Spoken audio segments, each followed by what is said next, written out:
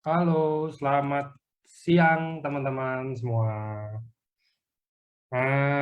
Kita hari ini, as usual, kita mau ada ini apa seminar kesehatan seperti Sabtu-Sabtu sebelumnya. Jadi mungkin buat teman-teman yang ada timnya mau ikut sebenarnya cuman lupa mungkin atau apa boleh di kontak disuruh ikut. Karena hari ini pembahasannya juga kita dari kemarin itu kan saya ada nemenin dari training, ada saya nemenin dari LOP juga. Tuh kayak banyak yang mau nanya-nanya tentang produk ya.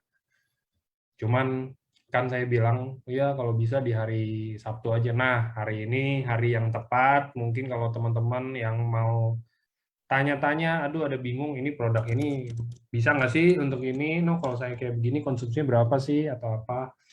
Boleh diajak biar bisa ikut di seminar ini.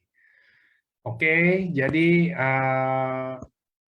sebelum mulai saya mau kenalin speaker kita hari ini dulu. Jadi hari ini kebetulan topiknya ini kita bakal lebih ke produk ya. Jadi hari ini temanya itu kan tentang radikal bebas. Nah, jadi teman-teman mungkin yang udah tahu, pasti ada yang udah tahu radikal bebas itu apa, atau ada yang belum tahu juga. Tapi kalau misalnya udah tahu kayak, nggak keren lah topiknya apa, disimak dulu aja. Karena saya juga baru baca-baca, radikal bebas bisa ngejalar kemana-mana kan. Makanya itu hari ini diputuskan untuk jadi topik.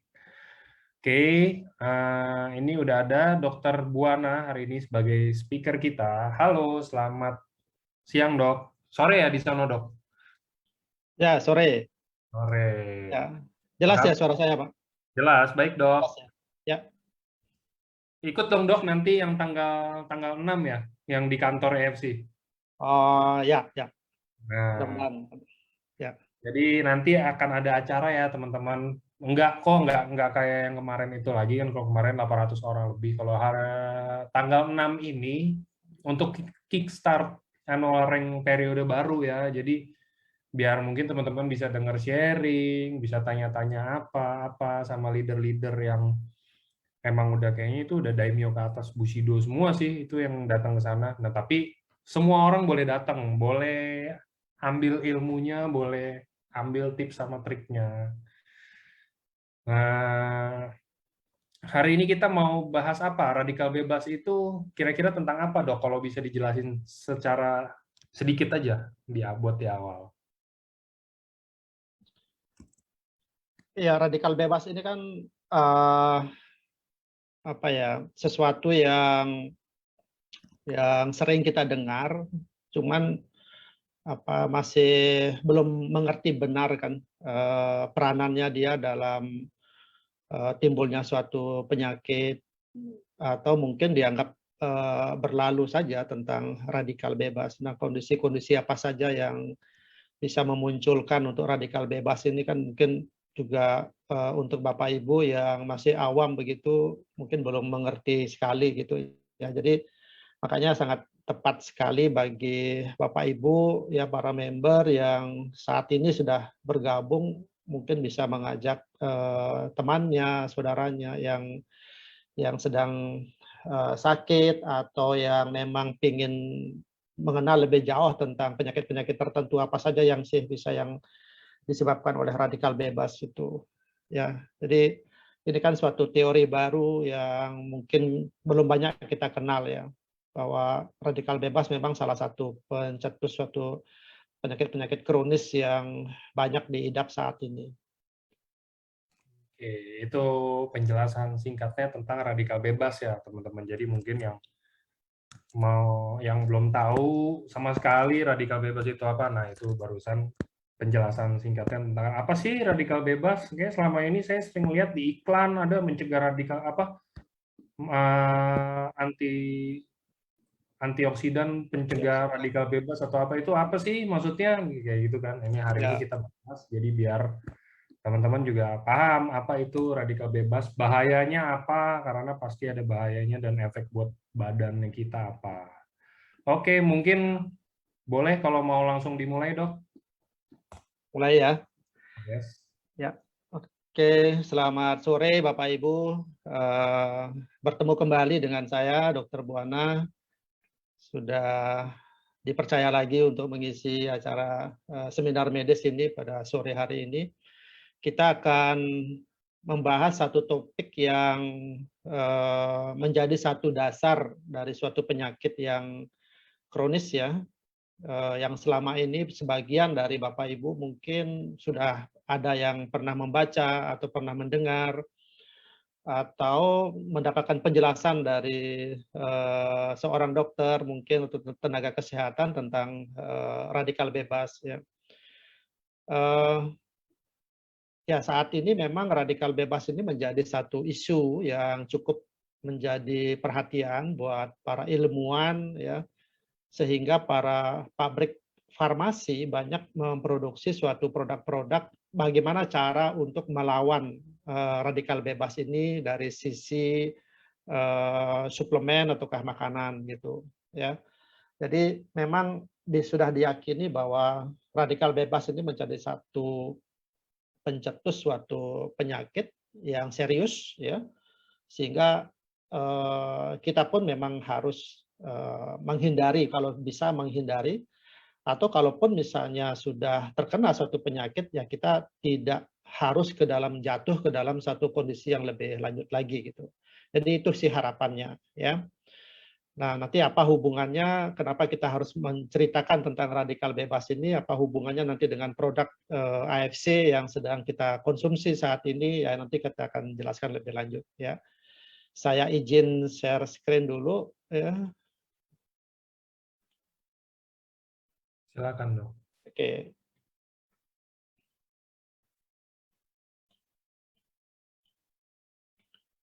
Sudah bisa dilihat ya? Sudah ya? Sudah aman dong. Sudah ya? Aman ya? Oke. Eh, ya di judul saya kasih radikal bebas berbahayakah ya, berbahayakah ya. Jadi tentunya selama ini yang kita pikirkan adalah radikal bebas itu pasti berbahaya gitu ya. Ini radikal bebas gitu, pasti wah saya takut nih ada radikal bebas di dalam tubuh saya gitu, pasti akan berbahaya gitu ya. Nanti kita akan apa namanya, kita akan bahas sama-sama ya Bapak Ibu.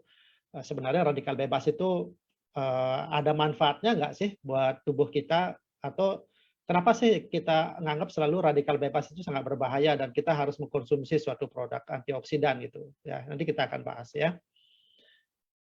Nah, ini mengenai definisi ya, yang supaya kita lebih mempertajam lagi tentang radikal bebas itu seperti apa ya. Jadi radikal bebas itu adalah sekelompok bahan kimia ya, sekelompok bahan kimia baik berupa atom maupun molekul yang memiliki elektron tidak berpasangan pada lapisan luarnya. Nah, ini bagi Bapak Ibu yang pernah apa namanya, pendidikan SMA atau SMP ya, yang mempelajari tentang atom ya, kita akan flashback ke belakang atom ataukah molekul ya, di mana di dalamnya itu ada yang disebut sama nukleus, ada yang berbicara tentang atom lah gitu, di kimia pasti akan teringat kembali gitu ya. Jadi radikal bebas ini bisa dalam bentuk atom maupun dalam bentuk molekul ya. Jadi molekul lebih besar daripada atom. Nah, merupakan juga suatu kelompok bahan kimia dengan reaksi jangka pendek ya, yang memiliki satu atau lebih elektron bebas. Nah, elektron bebas itu artinya elektron yang tidak berikatan. Jadi dia berdiri sendiri. Jadi ikatannya itu lepas ya, ikatannya itu lepas. Nah, radikal bebas yang beredar dalam tubuh itu berusaha untuk mencuri elektron yang ada pada molekul lain ya, seperti dalam DNA dan dalam sel. Nah, ini uniknya ya. Jadi radikal bebas itu berusaha untuk melengkapi dirinya dengan elektron yang hilang itu. Jadi caranya adalah dia mengganggu sel yang masih normal yang lengkap elektronnya, atau dari DNA yang mengambil itu. Sehingga ya boleh dikata kalau yang sel yang normal diganggu atau DNA-nya diganggu, diambil elektronnya, nah, yang diganggu itu pasti akan berubah lagi menjadi radikal bebas juga gitu. Nah, ini yang uniknya di dalam proses terbentuknya radikal bebas yang semakin banyak di dalam tubuh ya. Jadi dapat dibayangkan Ya, pencurian ini jika berhasil itu akan merusak sel dan DNA. Nah, ini tadi yang saya jelaskan ya. Jadi kalau radikal bebasnya itu banyak beredar di dalam sel, di dalam tubuh kita, dan banyak pula akan terjadi sel-sel yang rusak. Nah ini ya, kalau nanti selnya banyak yang rusak, itu pasti akan menyebabkan terjadinya suatu potensi penyakit, ya, suatu potensi penyakit yang saat ini kita sangat takuti, ataukah yang sangat banyak juga adalah suatu proses kanker ataukah proses penuaan yang terlalu dini. Nah ini.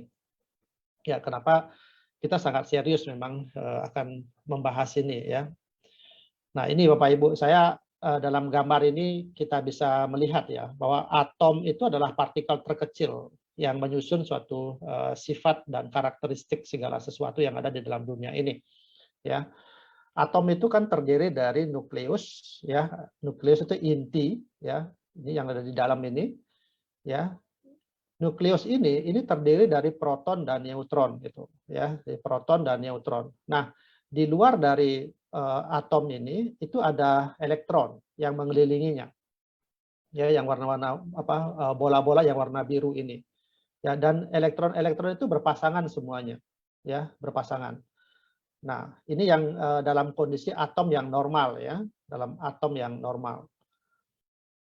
Nah, kapan itu disebut sebagai radikal bebas? Ya, kapan disebut sebagai radikal bebas? Jadi yang gambar yang sebelah kiri itu sebagai ini adalah sebagai molekul yang normal ya, yang stabil ya. Jadi dia berpasangan semuanya. Jadi yang di tengah ini adalah intinya ya, yang di luarnya ini adalah lapisan luarnya ini adalah elektron-elektron ya, semuanya berpasangan. Nah, jadi kapan elektronnya itu lepas atau dia tidak berpasangan. Nah, dalam kondisi yang seperti ini, inilah kita sebut sebagai radikal bebas. Itu, ya. Jadi dia kehilangan satu elektron pasangannya. Nah, apa yang menyebabkan kehilangan ini ya itu nanti kita akan jelaskan lebih jauh, ya.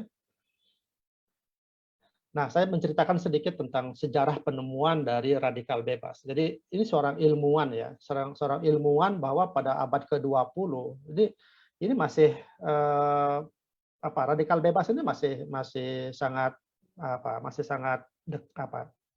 waktunya ini masih muda istilahnya penemuan-penemuan begini ya. Jadi pada permulaan abad ke-20 ini orang juga belum percaya tentang adanya suatu senyawa yang disebut sebagai radikal bebas ya. Mereka masih menyebutnya sebagai suatu kelompok molekul saja itu ya. Nah, ada seorang ilmuwan Rusia yang namanya Moses Gomberg itu yang menemukan radikal bebas organik ya, yang pertama yang dibuat dari trifenilmetan ya. Nah, ini merupakan suatu zat pewarna. Nah, dari sinilah akhirnya dalam penelitiannya menemukan bahwa atom ataukah molekul yang kehilangan elektron itulah yang merupakan suatu senyawa aktif yang akan merusak ya sel-sel yang normal ataukah DNA yang normal di sebelah di lingkungannya dia gitu ya. Nah, jadi kalau kita lihat struktur kimianya ya, jadi radikal bebas itu akan menyerang molekul yang stabil, yang terdekat dan mengambil elektronnya. Jadi zat yang terambil elektronnya akan menjadi radikal bebas juga ya, sehingga akan memulai suatu reaksi berantai dan akhirnya terjadi suatu kerusakan dari sel tersebut. Nah, ini dasar pemikiran kerusakan terjadinya sel akibat dari terbentuknya radikal bebas, Bapak Ibu. Ya, jadi kalau kita mengerti dasar munculnya atau dasar terjadinya kerusakan suatu sel akibat dari radikal bebas, ini adalah seperti ini. Nah, jadi nantinya akan ada satu kesimpulan yang kita akan dapatkan bahwa memang benar bahwa radikal bebas ini memang kita harus hindari ya, harus kita cegah kalau memang bisa kita cegah dari awal, atau memang kita harus tekan ya supaya tidak banyak berkembang di dalam tubuh kita. Nah, dalam slide ini coba kita perhatikan, tadi saya sudah sampaikan bahwa bila mana ada satu atom yang normal, ya satu atom yang normal karena semuanya elektronnya itu berpasangan semua, ya. kemudian akan dia kehilangan satu elektron, ya, akan kehilangan satu elektron. Ini yang disebut sebagai suatu radikal bebas. Jadi atom yang berubah menjadi radikal bebas. Ya. Kemudian radikal bebas ini pasti dia akan merusak atom yang lain yang berada di sebelahnya, mengambil elektron yang dia miliki, ya, mengambil elektron yang dia miliki, sehingga elektron atom yang diambil tersebut akan berubah menjadi radikal bebas yang kedua, itu, ya, akan berubah menjadi radikal bebas yang kedua. Nah, radikal bebas yang sudah mendapatkan atom atom mendapatkan elektron dari atom yang sebelahnya, dia akan berubah menjadi atom yang stabil lagi, gitu. Nah, demikian selanjutnya, ya. Jadi atom yang normal kemudian dia berubah menjadi radikal bebas, dia mendapatkan lagi elektron dari atom yang sebelahnya lagi, berubah menjadi lagi radikal bebas, dan demikian selanjutnya, ya. Jadi ini suatu reaksi yang berantai. Bayangkan kalau seandainya ada banyak atom yang berubah menjadi radikal bebas, yang demikian mencetuskan radikal bebas yang kedua, radikal bebas yang ketiga, yang keempat, dan seterusnya. Itulah yang menyebabkan terjadinya suatu kerusakan-kerusakan sel. Bisa dibayangkan Bapak Ibu, kalau kerusakan sel ini sudah bisa terjadi dari usia-usia yang muda atau pada usia anak-anak, maka proses percepatan, ya, kerusakan sel itu pasti akan lebih cepat terjadi, dan inilah yang boleh kita bilang sebagai penuaan dini. Jadi usia masih muda tetapi umur selnya itu sudah kelihatan sangat tua sekali, atau bisa dalam penampakannya, performan dari tubuh atau wajah dari orang tersebut itu tidak sesuai dengan umur yang dimiliki. Ya, ini yang sering kali kita bisa saksikan, ya, sering kali kita bisa melihat banyak banyak orang sakit yang menderita suatu penyakit oleh karena kerusakan sel, ya, di usia muda, atau bisa muncul di usia tua akibat dari perjalanan penyakit di usia sebelumnya, gitu, ya. Jadi konsep ini dulu yang harus dikenal oleh Bapak Ibu, ya. Ini sangat mudah sekali, ya, sangat mudah sekali, walaupun bahasa-bahasa yang saya sampaikan masih ke bahasa medis atau ke bahasa kimia, tetapi ini penjelasan saya sudah sangat simpel sekali, bisa membayangkan, oh ini yang dimaksudkan tentang radikal bebas yang bisa menyebabkan munculnya penyakit, ya. Nah, Bapak Ibu, radikal bebas itu sebenarnya hasil dari suatu metabolisme yang normal, ya, itu, ya. Jadi radikal bebas itu proses yang normal yang dihasilkan oleh tubuh. Ya, jadi tubuh memproduksi partikel yang kecil dengan tenaga yang besar, ini yang disebut sebagai radikal bebas. Nah, normalnya pembentukan radikal bebas oleh tubuh itu ada maksudnya, ya. Nah, karena partikel-partikel ini memiliki tenaga yang besar, itu sebenarnya oleh tubuh itu dimanfaatkan untuk melawan organisme yang masuk ke dalam tubuh, ya. Misalnya untuk membunuh virus dan bakteri, sehingga partikel bebas ini sebenarnya juga dia sebagai anti radang sebenarnya, ya, sebagai anti radang. Nah, peranannya dia sebagai anti radang itu dalam jumlah atau komposisi yang seimbang, ya, dalam produksi yang seimbang oleh tubuh, ya.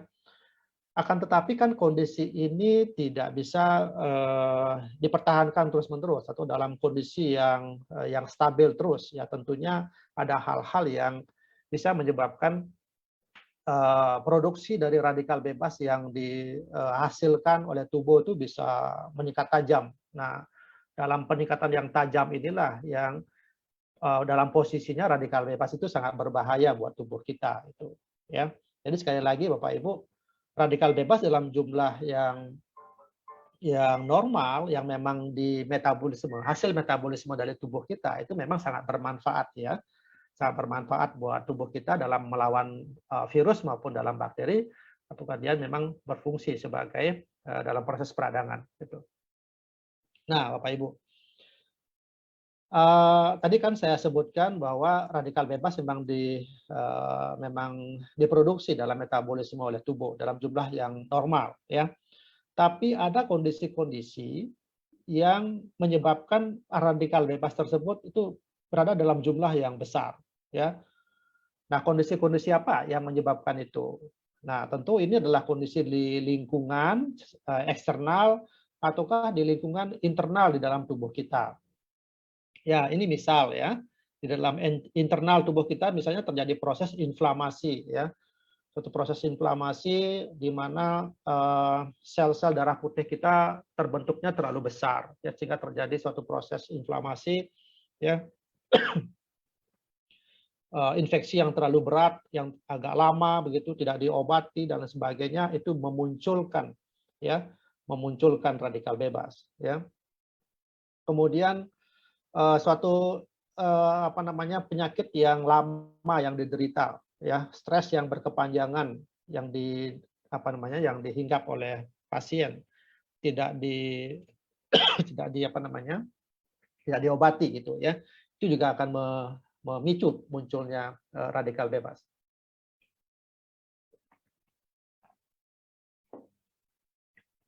Nah, kondisi yang lain juga itu yang kita kenal sebagai kondisi eksternal ya.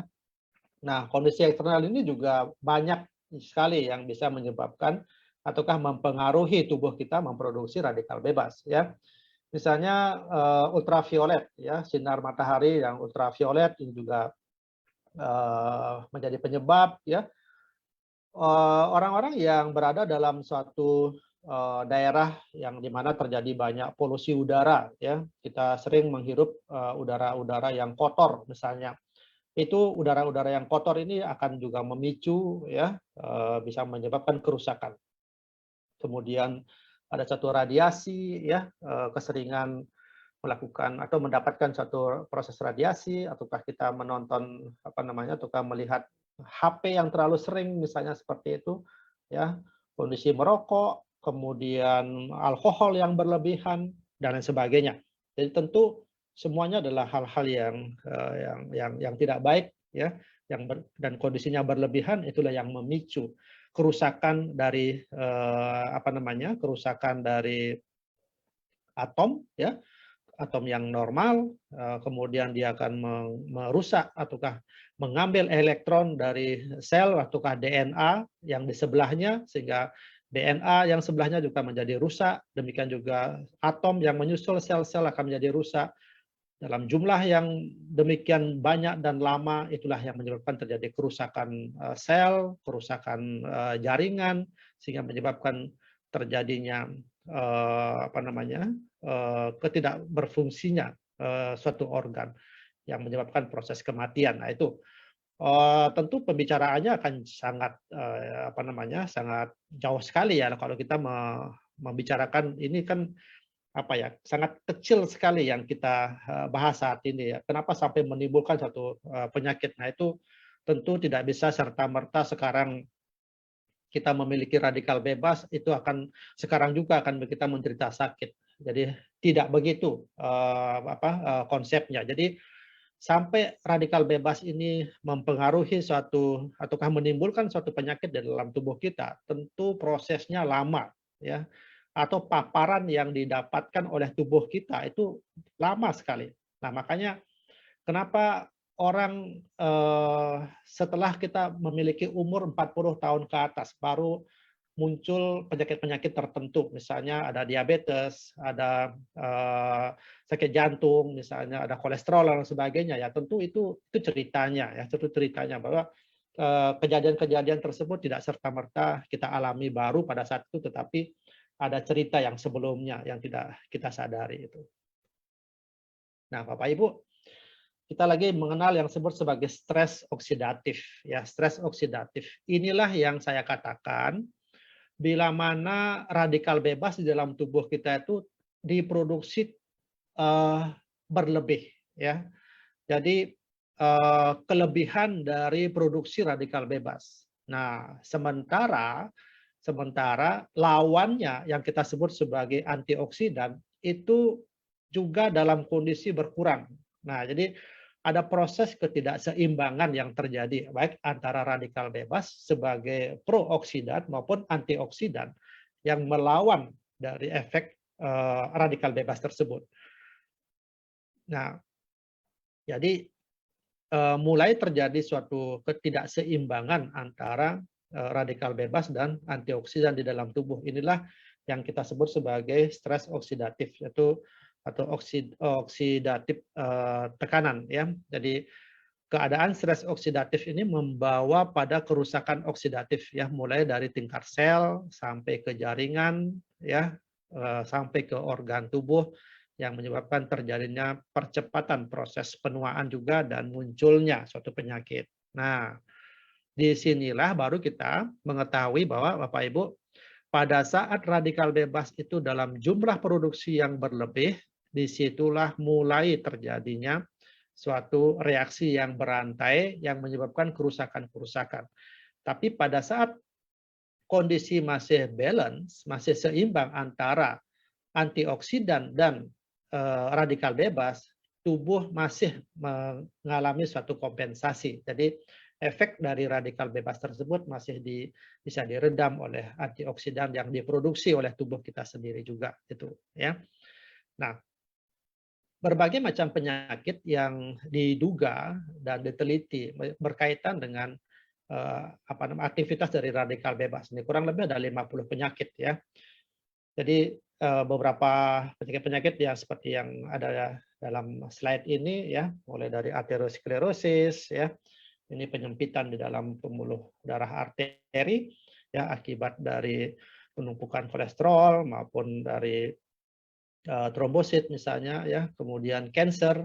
Ini dua hal yang paling banyak yang yang dikaitkan dengan aktivitas dari stres oksidatif ini, ya. Di samping juga ada penyakit-penyakit autoimun, ya, seperti multiple sklerosis, ya, inflammatory bowel disease, colitis, ya, timbulnya diabetes dan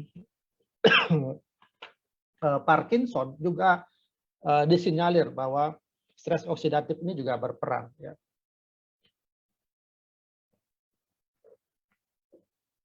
Mohon maaf, saya harus banyak minum. Ya. Nah, akibat dari kelebihan radikal bebas ini, ya, menyebabkan satu kondisi-kondisi yang ketidakseimbangan itu, ya. Jadi sebenarnya seperti tadi saya ceritakan, radikal bebas itu sebenarnya sangat penting, ya, buat tubuh kita karena dia bisa memerangi peradangan, membunuh bakteri, ya, bisa mengendalikan otot polos, pembuluh darah dan organ-organ kita, ya. Tapi kalau dalam kondisi yang berlebihan, ya, melebihi batas dari proteksi antioksidan, dia akan bisa menyerang sel itu sendiri. Nah, ini yang yang memicu akan terjadinya suatu kerusakan sel. Nah, struktur sel yang berubah itu turut merubah fungsinya dan akan mengarah pada proses munculnya penyakit. Ya. Jadi mula-mula akan terjadi suatu reaksi dengan lemak, ya, ataukah dengan protein atau dengan asam nukleat, ya, dengan DNA, ya, memicu terjadi kerusakan lokal, ya, kerusakan yang sifatnya lokal, kemudian bisa merusak jaringan, ya, sampai akhirnya terjadi suatu disfungsi organ tertentu. Nah, ini kalau cerita dari awal sampai munculnya suatu kegagalan dari organ, ya. Kanker dan tumor, ya, Bapak Ibu. Jadi mungkin selama ini kita masih bertanya-tanya, ya. Saya tidak punya kebiasaan merokok, saya tidak punya kebiasaan minum alkohol. Kenapa muncul tiba-tiba kanker atau muncul suatu tumor dan sebagainya, ya? Ya, ini yang sebagian besar dari ilmuwan, ya, mengatakan bahwa semuanya ini memang berawal dari suatu proses mutasi gen atau dari DNA sel, di mana mutasi gen dari DNA yang tidak normal ini ada peranan dari radikal bebas, ya. Ada peranan dari radikal bebas yang memicu terjadinya proses mutasi, ya, mutasi gen ataukah DNA. Jadi sangat jelas peranannya radikal bebas ini untuk munculnya penyakit kanker ataukah tumor di dalam tubuh seseorang. Nah, bila mana radikal bebas ini juga bereaksi dengan kolesterol, ya dalam hal ini adalah LDL, ya. Jadi bisa membentuk satu reaktif yang kita sebut sebagai penyakit jantung, dalam hal ini adalah aterosklerosis. 2 minggu lalu saya sudah bercerita banyak tentang kolesterol, ya, tentang kolesterol. Di situ saya bercerita tentang bagaimana upaya kita memang harus menekan jumlah kolesterol yang berlebihan. Jadi sebenarnya di sini ceritanya. Jadi kalau di dalam tubuh kita banyak terdapat radikal bebas, kemudian kolesterol di dalam tubuh kita juga sangat tinggi, ini menyebabkan suatu ikatan-ikatan reaksi yang memunculkan satu kondisi aterosklerosis yang menyebabkan akhirnya mengarah ke penyakit jantung atau penyakit pembuluh darah. Ya, ini beberapa hal yang kita bisa ketahui Bapak Ibu, ya, supaya kita bisa mengenal bahwa beberapa penyakit-penyakit yang banyak dialami oleh saudara-saudara kita, oleh penduduk Indonesia maupun di dunia, ternyata memang peranan radikal bebas ini sangat berperan sekali. Ya. Penuaan dini, yang tadi sempat saya bahas sedikit Bapak Ibu, ya. Penuaan dini artinya kalau kita mengikuti suatu usia dari sel itu kan berbeda-beda, ya. Akan tetapi penampakan di dalam tubuh kita yang tidak bisa kita pungkiri, yang kita bisa lihat langsung adalah struktur dari kulit kita, ya. Jadi kita bisa membayangkan bagaimana proses penuaan yang bisa terjadi kalau kita lihat dari gambar ini, bagaimana seseorang yang demikian cantik, mulus, kulitnya putih dan sebagainya dalam usia dalam beberapa waktu tertentu sudah menjadi lebih gelap kulitnya, menjadi lebih keriput, ya, dan sebagainya. Nah, ini yang saya katakan terjadi suatu proses penuaan dini, ya. Penuaan dini pun ini sudah dilakukan suatu penelitian dan ada peranan dari radikal bebas yang menyebabkan terjadinya proses penuaan dini ini, ya. Jadi serangan-serangan oksidatif, ya, menyebabkan banyak terjadinya pembentukan dari sel-sel perusak yang mengakibatkan sel-sel normal banyak yang mati dan yang rusak. Kalau ini tidak dilakukan segera penanganan, maka bisa dibayangkan bahwa usia penuaan pada seseorang tersebut akan menjadi lebih cepat. Itu ceritanya. Ya. Nah, saya bercerita sedikit tentang teori dari penuaan, ya. Bahwa ada teori disebut sebagai teori radikal bebas, Bapak Ibu, ya. Jadi radikal bebas adalah elektron tubuh yang tidak berpasangan, yang berusaha mencari pasangan menjadi agar stabil. Nah, sebelum mendapatkan pasangan, radikal bebas tersebut akan terus merusak sel normal dari tubuh dan mengakibatkan sel menjadi rusak dan menua. Jadi sekali lagi, Bapak Ibu, bahwa proses penuaan ini adalah ada peranan dari radikal bebas ini, ya. Jadi mulai sekarang kalau ya yang ikut Zoom ini ada yang masih berusia 20 tahun atau 30 tahun, ayo kita mengenal lebih dekat lagi, lebih jauh lagi tentang radikal bebas ini, bagaimana cara mencegah yang paling penting buat kita, yang paling utama buat kita, sedini mungkin kita bisa mencegahnya, ya, agar proses penuaan dini yang kita tidak inginkan itu tidak akan terjadi pada tubuh kita. Ya. Bagaimana fase dari proses penuaan ini? Jadi kalau kita bayangkan kalau umur-umur 25 sampai 35 tahun, ya. Ini fase-fase yang kita bilang sebagai fase kedewasaan, ya, di mana pada saat ini, ya, stem cell kita itu sudah dalam kondisi yang non aktif, boleh dibilang seperti itu, ya, non aktif. Jadi dia berdiam dalam tempatnya. Kemudian pada usia-usia yang seperti ini kita mulai aktivitasnya yang agak berlebih begitu, ya. Mulai ada proses eksternal dan internal yang bisa mempengaruhi munculnya, ya, radikal-radikal bebas. Jadi ini pada sebenarnya radikal bebas itu sudah mulai menyebabkan kerusakan-kerusakan sel, ya. Akan tetapi tanda-tanda penuaan itu belum mulai nampak sebenarnya ya, karena ya stem cell kita masih cukup bagus ya, kalau misalnya terjadi satu kerusakan sel itu bisa cepat diganti ya, masih antioksidan kita masih cukup bagus, jadi cepat untuk mengantisipasi dan sebagainya ya. Nah, bagaimana dengan umur-umur transisi, umur 35 sampai 45 tahun? Nah, disinilah sebenarnya sudah produksi hormon sudah mulai berkurang, dalam artian ini yang kita sebut sebagai antioksidannya sudah mulai berkurang 25%, gejala penuaan sudah mulai tampak ya. Misalnya berkurangnya kemampuan penglihatan dan pendengaran, rambut mulai beruban ya. Elastisitas kulit mulai hilang, pigmentasi, gairah seks juga berkurang ya, kerusakan akibat radikal bebas mulai muncul suatu penyakit-penyakit penuaan, misalnya dari kanker, artritis, ya, diabetes, penyakit arteri koroner dan sebagainya.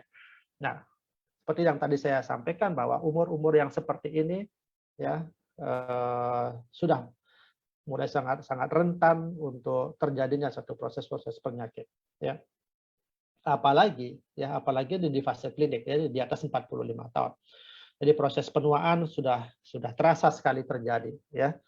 Jadi mulai timbul penyakit-penyakit degeneratif akibat dari kegagalan sistem dari organ-organ kita ya, karena jelas pada saat ini kondisi umur seperti ini, hormon sudah mulai menurun ya, kemampuan penyerapan nutrisi mulai menurun ya, vitamin dan mineral juga mulai berkurang, sehingga terjadi satu kondisi-kondisi yang mulai ketidaknormalan ya. Inilah Bapak Ibu suatu proses dari penuaan. Nah, makanya saran yang bisa saya berikan kepada Bapak Ibu ya, jadi langkah yang paling tepat untuk menghadapi gempuran radikal bebas adalah sebenarnya yang paling utama ya, adalah mengurangi paparannya. Ya, mengurangi paparannya. Ini contoh aja. Misal kita bekerja dalam atau kita berdiam diri di dalam satu area dengan populasi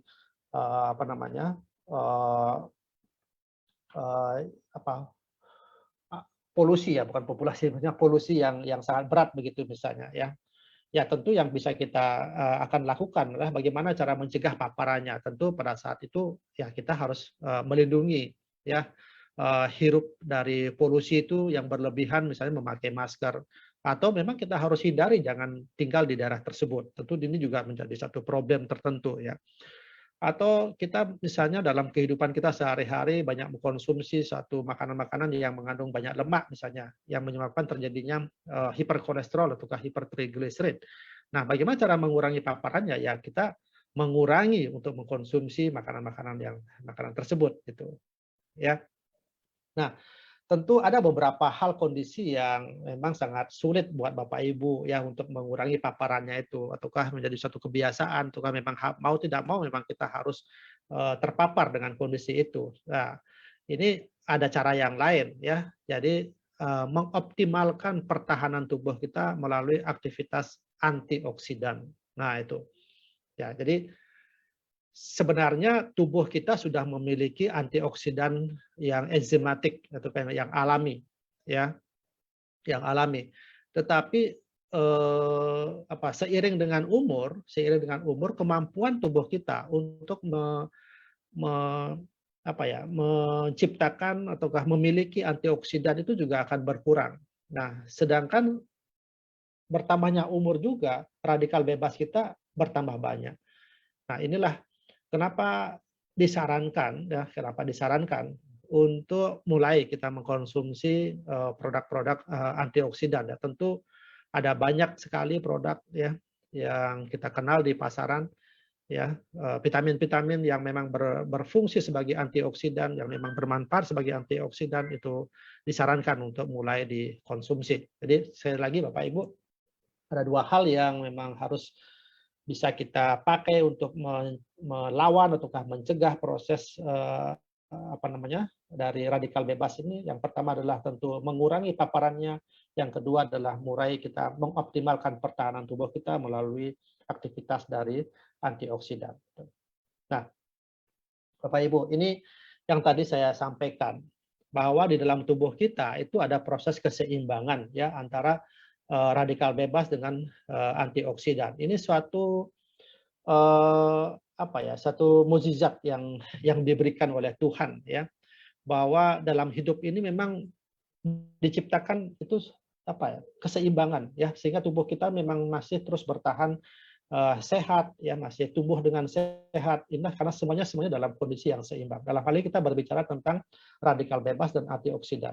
Tadi saya sampaikan bahwa tubuh kita memproduksi radikal bebas memang penting untuk pertahanan tubuh kita.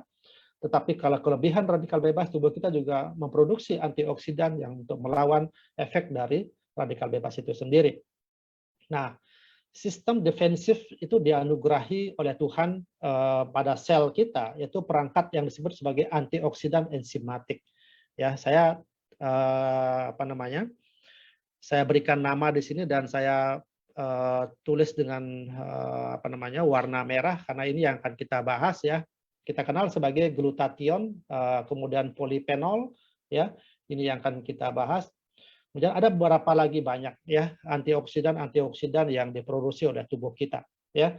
Misalnya super oksida dismutase ya, ini yang juga banyak dibahas oleh peneliti-peneliti bagaimana peranannya dia dalam menghadapi reaksi dari radikal bebas. Tapi yang kita akan bahas adalah tentang glutathione dan polifenol ini ya. Nah, bagaimana proteksi dari antioksidan ya?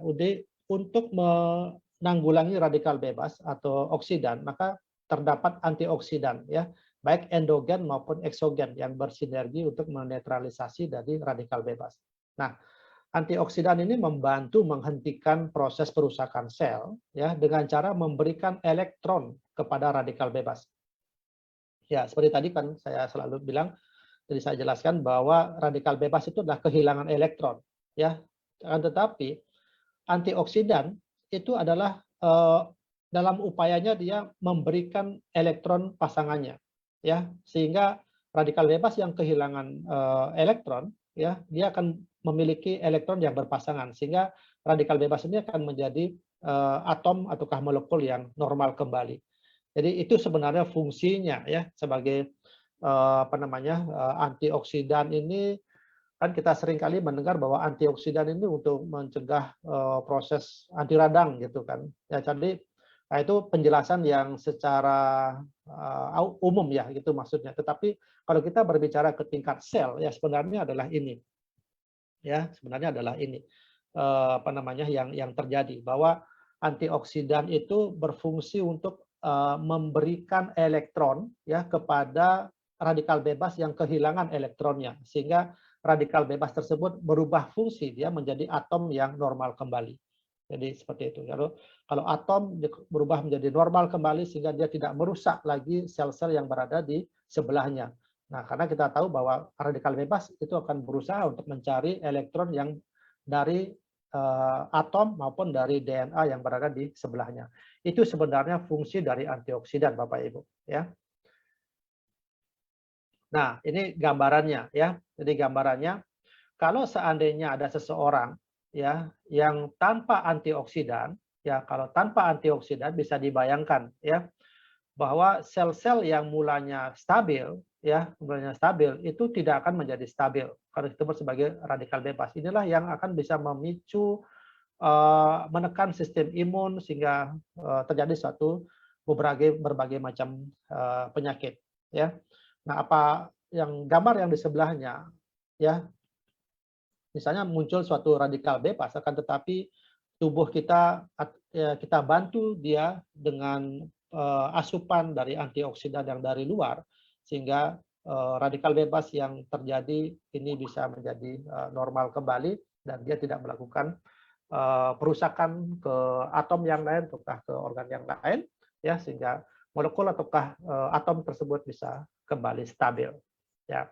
Ini yang kita inginkan, ini yang kita harapkan ya. Jadi pemberian antioksidan bisa mencegah terjadinya proses kerusakan. Dalam hal ini adalah akibat dari pengambilan elektron oleh radikal bebas, mengganggu elektron dari atom yang masih normal ya. Saya sedikit menjelaskan tentang glutathione ya Bapak Ibu. Ini kita berbicara tentang antioksidan ya. Jadi glutathione. Jadi glutathione ini adalah sebagai antioksidan enzimatik, ya, kita sebut sebagai ibunya dari antioksidan, karena memang antioksidan ini memang sangat sangat powerful sekali dalam fungsinya sebagai antioksidan, ya.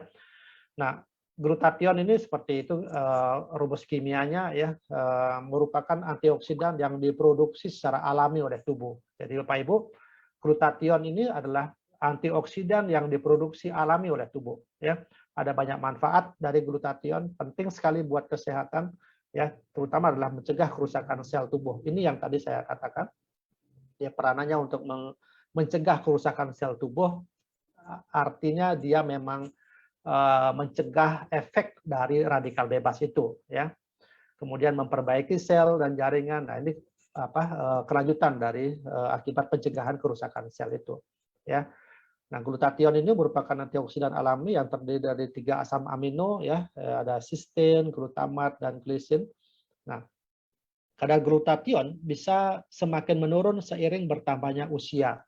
Nah, ini yang saya katakan. Jadi usia kita bertambah, antioksidan di dalam tubuh yang memang diproduksi oleh tubuh itu bisa menurun. Apalagi di dalam tubuh seseorang tersebut mengalami suatu penyakit-penyakit, ya. Misalnya ada kanker, ada stres, ada inflamasi di situ, jelas itu akan mempengaruhi produksi dari antioksidan, ya. Atau bila mana tubuh tidak dalam kondisi sakit, ya, oleh karena seiring dengan berjalannya umur menyebabkan juga munculnya penyakit-penyakit tertentu seperti kanker, diabetes, ya, stroke, dan lain sebagainya, ya. Ini yang yang bisa saya jelaskan tentang tentang glutathione. Nah, glutathione ini juga memiliki fungsi, ya, sebagai mengurangi penyakit Parkinson, kemudian mencegah kerusakan otak pada autis, kemudian meningkatkan kerja insulin pada lansia, menurunkan risiko stres oksidatif, ya, atau mengurangi kerusakan sel pada perlemakan hati. Ya, ini hanya beberapa saja penyakit-penyakit yang bisa dibantu dengan glutathione, artinya sebagai antioksidan. Ya, kenapa nanti ini ada satu hal yang sangat mengurangi kerusakan otak pada anak autis misalnya gitu, ya, dengan pemberian produk dengan banyak antioksidan, ternyata bisa memperbaiki kondisi dari anak-anak yang mengalami autis. Ya. Yang kedua, saya berbicara tentang resveratrol, ya. Resveratrol, mungkin Bapak Ibu sudah ada yang pernah membaca. Resveratrol ini adalah satu senyawa, ya, polifenol. Nah, ini tadi saya sampaikan, polifenol. Tadi kan saya katakan bahwa enzim antioksidan enzimatik itu adalah glutathione dan polifenol. Ternyata resveratrol ini adalah satu senyawa polifenol, ya, yang terdapat banyak pada anggur ini, ya. Jadi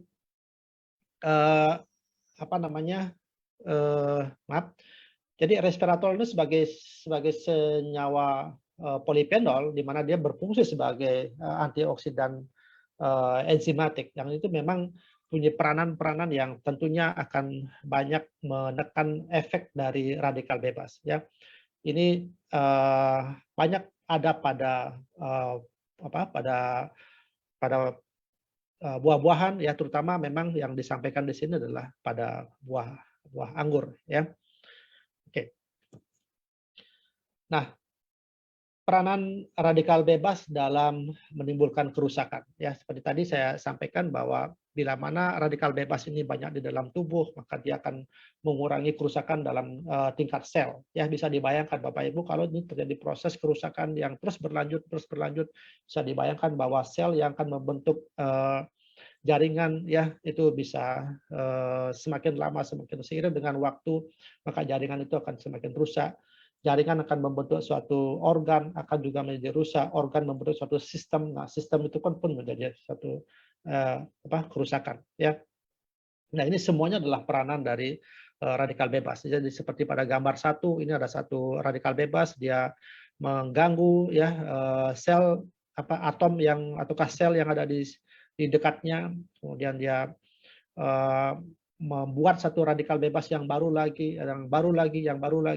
sampai seperti di gambar 4, ya, banyak terjadi radikal bebas sehingga struktur organ ya yang dalam bentuk sel ini tercerai-berai demikian rusaknya, sehingga ya bisa dibayangkan kalau sudah struktur menjadi rusak, tentu fungsi dan bentuk dari organ tersebut juga pasti akan tidak bagus itu ya. Nah, kalau terjadi suatu proses kerusakan, ya, proses kerusakan sel, tentunya kita berupaya untuk memperbaiki kerusakan sel tersebut. Caranya adalah dengan melakukan regenerasi sel, ya, dengan melakukan regenerasi sel. Jadi apa produk yang bisa dikonsumsi atau bisa ditambahkan, ya, bila mana memang pada saat kondisi itu tubuh kita memang sudah tidak terlalu mampu lagi untuk melakukan regenerasi sel, ya, tentunya dengan pemberian asam amino, ya. Jadi asam amino dalam suatu produk tertentu ini memang menjadi satu satu zat yang bisa untuk tubuh kita memberikan suatu kemampuan untuk meregenerasi sel-sel yang rusak dan yang mati ya. Jadi dalam kondisi yang seperti itu ya, jadi tubuh harus mampu untuk mempercepat penyempurnaan kembali. Jadi sel-sel yang mengalami kematian dan kerusakan itu, sehingga kerusakannya tidak akan bertambah menjadi lebih banyak dan mengakibatkan efek yang terjadi pada organ tersebut. Jadi dengan kita memberikan asupan yang yang lengkap pada nutrisi yang kita konsumsi, sehingga efek yang ditimbulkan dari radikal bebas yang itu merupakan suatu kerusakan sel itu bisa kita redam juga dengan pemberian asam amino yang dalam jumlah yang cukup untuk membuat tubuh kita melakukan satu regenerasi sel. Ya, jadi regenerasi sel yang baik tentunya akan lebih cepat menggantikan sel-sel yang mati dan sel-sel yang rusak. Ya. Nah, kita tahu bahwa bagaimana sih sebenarnya proses regenerasi sel di dalam tubuh kita. Ya, kalau kita belajar lagi tentang biologi ya, tentang pembelahan sel mitosis ini ya, jadi mulai dari profase sampai telofase ini. Jadi sel-sel yang baru itu terbentuk di lapisan basal. Lapisan basal itu lapisan yang paling rendah, ya paling dalam maksudnya. Ya, itu akan terus-menerus mendorong sel-sel yang lebih tua. Jadi suatu proses keratinisasi. Ya. Jadi sama kayak kita misalnya luka, ya kalau luka yang lubang, jadi sel yang baru itu pasti akan tumbuh dari bawah dia, dari bawah terus naik seperti itu. Jadi sama nanti permukaannya dengan sel yang normal kembali. Jadi itu proses regenerasi, ya. Jadi sel-sel yang mati, yang rusak, yang berada di atasnya itu akan dilepaskan sedikit demi sedikit, sehingga sel-sel yang baru itu akan muncul mulai dari dalam itu maksudnya, ya. Inilah proses suatu regenerasi. Nah, Bapak Ibu, dari cerita yang tadi saya sampaikan, ya kita ada ngomongin tentang glutathione atau L-glutathione, atau kita berbicara tentang polifenol, ya, atau kita berbicara tentang asam amino. Semua produk itu ada di dalam produk AFC kita, ya. Lebih-lebih tentang glutathione, ya. Lebih-lebih tentang glutathione. Di dalam SOP Subarashi juga ada glutathione. Ini sangat yang powerful, kita bilang antioksidannya. Ya, kita tahu juga SOP ya, salmon ovari peptide ini memang bahan dasarnya adalah marin placenta ya, sebagai peptida marin placenta. Jadi memiliki asam amino yang paling banyak dan paling lengkap, kalau boleh bilang begitu ya. Kemampuannya adalah untuk meregenerasi sel, ya, cell regeneration effect. Jadi di dalam Subarashi ini ya, di samping dia mengandung antioksidan juga sebagai kemampuannya untuk sel regenerasi. Jadi glutathione yang terkandung itu sebagai antioksidan ya, menekan efek dari reaksi radikal bebasnya, mencegah terjadi kerusakan. Kalaupun misalnya terjadi kerusakan sel yang sudah terjadi sebelumnya, itu akan dilakukan suatu proses regenerasi. Disinilah peranan dari marin placenta. Nah, jadi Subarashi yang kita konsumsi dari awal atau sedang dikonsumsi oleh Bapak Ibu, ini sudah sangat tepat sekali ya untuk sebagai penangkal dari radikal bebas ya, sekaligus untuk memperbaiki sel-sel yang rusak, misalnya terjadi akibat dari aterosklerosis, hipertensi, apa namanya, Parkinson, kemudian dan penyakit-penyakit yang lain lagi lah. Itu semuanya pasti akan berbicara tentang radikal bebas, ya. Kemudian kerusakan selnya akan diperbaiki dengan marine placenta. Nah, kita berbicara tentang dua produk ini, ya. Nah, dalam ursikusi bagaimana, Bapak Ibu? Dalam ursikusi juga ditambahkan L-glutathione. Nah, ini. Jadi dua produk ini sama-sama terkonsentrasi dengan pemberian L-glutathione karena ya kalau boleh saya cerita lagi bahwa peneliti-peneliti di Jepang itu kan sudah mengetahui suatu bagaimana data kesehatan yang dimiliki oleh masyarakat di Indonesia. Jadi angka morbiditas dan kematian yang terjadi di Indonesia itu lebih pada penyakit-penyakit kronis, Bapak Ibu. Jadi ada kencing manis, ada hipertensi, ada stroke, ada penyakit jantung dan sebagainya. Itu penyakit-penyakit kronis. Nah, para peneliti ini memang menciptakan suatu produk yang demikian kuatnya untuk bagaimana bisa mengatasi penyakit-penyakit tersebut.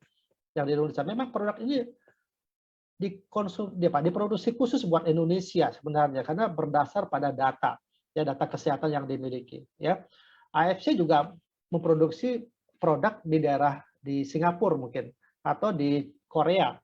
Nah, produk yang dihasilkan di sana itu menyesuaikan dengan data kesehatan yang ada di sana. Kenapa di Korea misalnya banyak diproduksi obat-obatan yang untuk kecantikan misalnya, karena memang di sana data kesehatannya lebih banyak menunjukkan bahwa kebutuhan masyarakatnya lebih banyak pada kecantikan, produksinya di situ. Nah, Indonesia banyak dengan data kesehatan yang penyakit-penyakit kronis, diproduksilah SOP 100 atau dikembangkan menjadi SOP Subarasi dan Usukusi ini. Ini yang kita sampaikan bahwa dalam Bapak Ibu yang sudah mengkonsumsi Subarasi maupun Usukusi ini sudah sangat tepat sekali ya dalam upaya untuk mencegah terjadinya efek dari radikal bebas ya, menimbulkan suatu proses penyakit ataukah suatu kerusakan sel yang terjadi itu bisa dibantu dengan regenerasi sel. Harapannya adalah ya proses kerusakan sel ya menjadi lebih menjadi lebih lambat ataukah tidak terjadi dan sel-sel yang rusak ataukah organ yang rusak kembali menjadi normal dan tubuh kita menjadi lebih sehat sehingga performance kita yang tadinya terjadi proses usia penuaan dini sehingga umur boleh tua tetapi tubuh kita masih tetap lebih muda kelihatan seperti itu. Jadi itu yang kita harapkan. Jadi, Dok, apakah saya cukup mengkonsumsi SOP Subarasi ataukah Usukusi? Ya tentunya kita akan berbicara lagi dengan ingredient yang lain tentunya Bapak Ibu ya. Tapi kalau kita berbicara tentang antioksidan, saya kira yang mana saja boleh untuk dikonsumsi ya, tetapi sekali lagi tentu Bapak Ibu memiliki alasan kenapa saya harus mengkonsumsi Subarasi, kenapa saya harus mengkonsumsi Usukusi. Karena apa? Karena kandungan yang lain dari produk ini juga sangat banyak yang tentunya juga memiliki peranan yang masing-masing seperti itu ya. Nah, kita bukan dalam artian karena produk ini sangat powerful, memiliki antioksidan, kemampuan sebagai antioksidan. Jadi kita mengkonsumsinya begitu sembarangan, boleh dibilang begitu ya. Tidak juga Bapak Ibu ya, kita memang harus bijak dalam mengkonsumsi produk. Kalau kita berhubungan dengan antioksidan ya, sebab antioksidan dalam dosis yang tertentu itu bisa berubah menjadi prooksidan. Nah, bisa akan memicu satu proses munculnya radikal bebas yang lebih kuat lagi gitu masalahnya ya. Jadi ya kita pun juga memang harus juga harus menyesuaikan dengan kondisi tubuh kita yang normatif gitu ya, karena masing-masing orang juga punya kemampuan sendiri-sendiri, kondisinya juga sangat berbeda antara satu orang dengan orang yang lain ya. Jadi silakan ya, bagi yang memiliki stres yang berlebihan, berada di daerah yang polusi udara yang yang pekat misalnya, kemudian pekerjaan yang demikian berat misalnya, ya tentu memang kita harus mengkonsumsi antioksidan yang lebih banyak ya, yang lebih banyak. ya dari yang normal misalnya, ya kebutuhan yang normal. Ya. Kemudian antara yang pekerja aktif dengan yang pekerja tidak aktif, ya misalnya, ya tentu yang pekerja aktif pasti akan lebih banyak mengkonsumsi antioksidan ya, dibanding yang tidak aktif. Olahragawan misalnya, tentu dia harus memiliki konsumsi antioksidan yang lebih tinggi daripada yang non olahragawan. Jadi seperti itu. Jadi sekali lagi individu sangat kita kita menjadi bahan pertimbangan juga. Jadi bukan serta-merta dengan kondisi itu kita langsung mengkonsumsi di dalam jumlah yang banyak, tentunya itu juga akan berlebihan. Ya, jadi ini kesimpulannya Bapak Ibu, kita mau yang mana? Ini pilihan. Ya, kita punya umur 25 tahun tapi kelihatannya seperti umur 52 tahun. Ya, apa umur kita 52 tahun tetapi wajah kita, tubuh kita seperti umur 25 tahun. Itu semuanya kita serahkan ke Bapak Ibu ya. Ayo, kalau saya saat ini sudah umur mencapai 50 tahun ya, tetapi saya menginginkan tubuh saya masih seperti 25 tahun. Seperti 30 tahun. Ya. Ya sama seperti Bapak Ibu ya, kalau kita memulai kebiasaan-kebiasaan yang sehat kita tentunya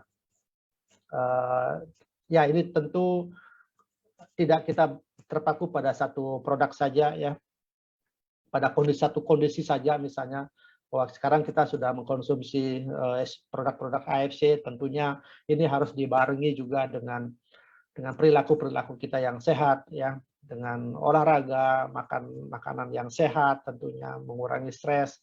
Ya kalau seandainya upaya-upaya itu kita kolaborasi bersama-sama ya tentu ini juga kita akan menghasilkan satu hasil yang optimal ya.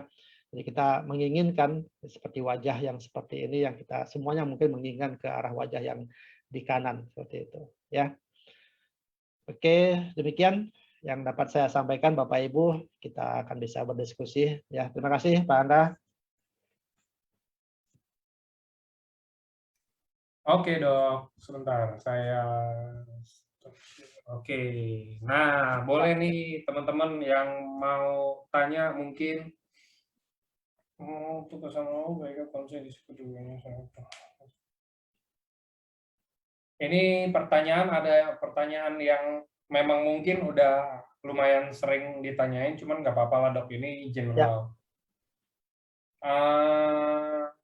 Waktu konsumsi ada yang tanya dok, seperti yang kayak minggu-minggu lalu, mungkin bisa diperjelas lagi dok, waktu konsumsi itu kapan sih? Ya, mengenai waktu konsumsi, banyak yang memberikan satu pernyataan-pernyataan ya, apakah itu lebih bagus sebelum makan ataukah sesudah makan ya. Bagusnya ditaburkan di bawah lidah ataukah diminum ataukah bagaimana ya. Kemudian apakah sehari bisa 2 kali, apakah 3 kali dan sebagainya ya. Begini Bapak Ibu, sekali lagi saya serahkan ke kondisi ya, kondisi dari orang yang mau minum, ataukah kondisi kita sendiri ya. Kadang ada yang memiliki satu kondisi bahwa saya lebih senang meminum suplemen ini sebelum makan ya. Ya oleh karena perut saya dalam keadaan kosong, tidak tercampur dengan makanan yang lain, atau minuman yang lain yang kadang nanti akan mempengaruhi produk yang saya minum. Apalagi produk AFC ini kan ya dari sisi rupiahnya kan cukup mahal ya Bapak Ibu ya. Jadi kalau kita gabungkan ya meminum produk AFC ini dengan jenis makanan peminuman tertentu yang tidak sehat ya, atau kita meminumkan dengan campuran obat misalnya, tentu yang kita takutkan adalah terjadi satu reaksi ya, apakah akan melemahkan fungsi dari produk AFC kita ataukah melemahkan fungsi dari obat yang kita konsumsi. Nah, jadi kalau misalnya kita akan meminum obat, mungkin yang kita boleh sarankan adalah kasih jarak waktu. Itu yang paling penting ya. Jaraknya waktu berapa, Dok? Ya. Kalau saya sarankan minum dulu produk AFC karena ini lebih mudah akan diserap oleh tubuh ya, karena memang partikelnya sangat kecil sekali, jadi itu dulu diminumkan. 1 jam setelah produk AFC baru kita minum obat. Itu kalau bisa, ya. Sekali lagi itu kalau bisa. Yang kedua, mau pagi, mau sore, mau siang itu silakan, ya. Jadi tidak ada. Kalau saya memakai panduan semampunya ataukah sesuai dengan kondisi Bapak Ibu, ya. Yang ketiga, mau sebelum makan atau sesudah makan, ya. Karena ini sama-sama makanan yang AFC adalah makanan kesehatan, ya. Itu mau diminum sebelum makan atau sesudah makan itu silakan saja kalau menurut saya, ya. Tapi kan ada anggapan bahwa lebih enak saya minum sebelum makan, silakan, ya. Tapi bagi pasien-pasien yang menderita MAH misalnya atau gangguan lambung atau gangguan pencernaan, kok saya lebih enaknya setelah makan, Dok? Ya silakan saja, ya. Itu kalau berhubungan dengan sebelum makan maupun sesudah makan. Tapi kalau berhubungan dengan obat-obatan, ya kita juga tidak tahu apakah nanti ada reaksi dan sebagainya. Saya hanya bisa menyarankan kasih jarak waktu, ya minimal 1 jam. Produk AFC dulu diminum, setelah 1 jamnya baru obat yang diberikan oleh dokter. Itu penjelasan saya, Pak Angga. Oke. Dosisnya gimana? Nggak ada dosis ya teman-teman. Barusan juga udah dijelasin. Kalau dosis kan buat obat ya. Ini kan kita yang kayak tadi dokter Buatno udah jelasin juga kita nggak ada dosis-dosisan, kita nggak ada ini. Semua tergantung kemampuan teman-teman masing-masing sih. Ya. Kalau penderita. Oke.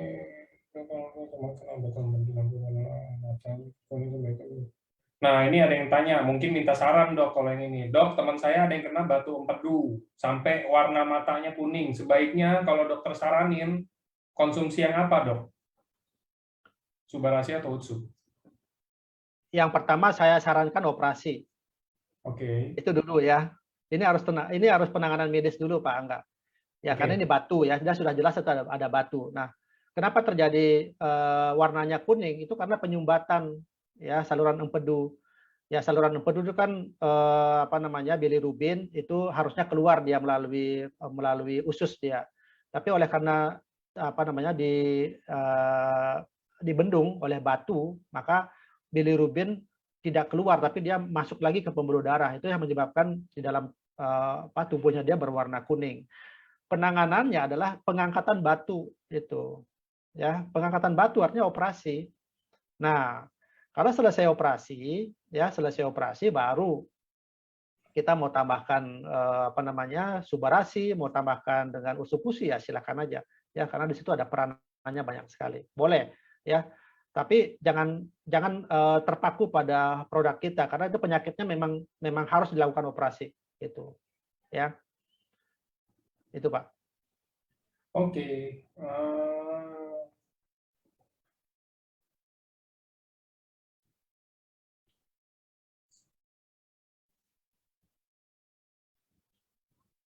Nah ini juga pertanyaan ada yang tanya general juga. Dok, kalau misalkan saya ada konsumsi obat dokter, kira-kira jedanya yang baik berapa lama? Ya, tadi kan sudah saya sampaikan ya. Kalau sedang mengkonsumsi obat, saya sarankan saya minumnya pakai produk AFC dulu diminum, ya minum, kemudian jarak 1 jam baru diminum obat dari dokter. Ya itu hanya sebagai panduan saja sih Bapak Ibu ya, jangan dipakai sebagai ini harus 1 jam gitu. Ya padahal sebenarnya obat dokter sudah punya jam minumnya misalnya gitu ya. Tapi oleh karena kita lupa minum produk AFC misalnya ya udah enggak apa-apa kita agak dekatkan lagi jarak minumnya itu juga jadi masalah ya. Sekali lagi produk kita ini makanan kesehatan jadi bukan obat ya, itu aja pentingnya. Oke. Kayaknya ada yang tanya lagi ini contoh kasus dok. Jadi ya. Ada yang tanya, dok, ada teman saya usia 54 tahun, udah menopause 3 tahun. Setelah konsumsi subarasi selama 2 tahun, tiba-tiba minggu lalu ini mens lagi. Tapi hanya dikit selama 3 hari. Nah, kenapa bisa kayak begini? Apakah teman saya ini katanya takut ada gangguan hormon, jadi dia langsung stop konsumsi. Ini saya pernah jelasin juga sih ke beberapa member mungkin kalau datang ke kantor. Mungkin dokter bisa menjelaskan secara ilmiahnya, Dok. Ya, ini yang kita sebut sebagai regenerasi.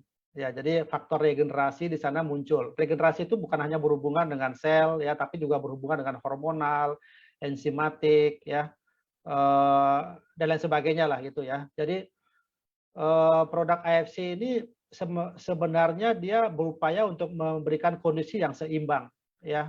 Seperti tadi yang saya katakan dalam gambar itu, bahwa kita memiliki anugerah yang dari Tuhan, bahwa kehidupan kita ini dibikin seimbang. Itulah yang menyebabkan kehidupan kita menjadi normal. Nah, pada saat ketidaknormalan terjadi, ini memang harus ada asupan dari luar. Produk AFC, ya dengan paten-paten yang dimiliki ini membuat suatu keseimbangan. Nah, keseimbangan termasuk yang terjadi pada ibu ini, pada umur 54, kenapa terjadi haid lagi gitu ya. Setelah haidnya pun memang benar-benar dalam kondisi yang normal. Jadi haidnya hanya 3 hari ya. Ya, itu apa ya, sudah dibilang ya jangan khawatir gitu ya, jangan khawatir. Yang kita khawatirkan kalau misalnya terjadi perdarahan yang berlebihan begitu ya Bapak Ibu ya. Berlebihan dan terus sampai banyak dan lama, itu yang perlu kita harus khawatirkan. Tapi kalau haidnya memang sesuai dengan haid yang normal, ya kenapa itu harus kita khawatirkan? Gangguan hormonal bukan, ya. Justru kalau terjadi gangguan hormonal ya tidak terjadi haid, ya karena dalam kondisi yang menopause kan memang hormon yang harusnya turun memang dia jadi turun, ya, sehingga memang tidak menyebabkan haid. Tapi kalau misalnya terjadi haid kembali, jadi hormon yang turun itu naik lagi dia, ya, seperti memang kondisi seperti wanita yang masih haid itu jadinya, ya. Jadi jangan khawatir Bapak Ibu, ya. Banyak ibu-ibu yang tadinya masuk ke umur-umur 50 ya, memang sudah masuk ke masa premenopause, ya haidnya sudah mulai tidak teratur lagi, 2 bulan, 3 bulan baru haid lagi gitu. Tiba-tiba setelah minum ini 3 bulan, 6 bulan haidnya lancar lagi gitu ya. Dan waktunya pun masih normal. Nah, ini kondisi yang kita sebut sebagai regenerasi sel gitu ya. Oke.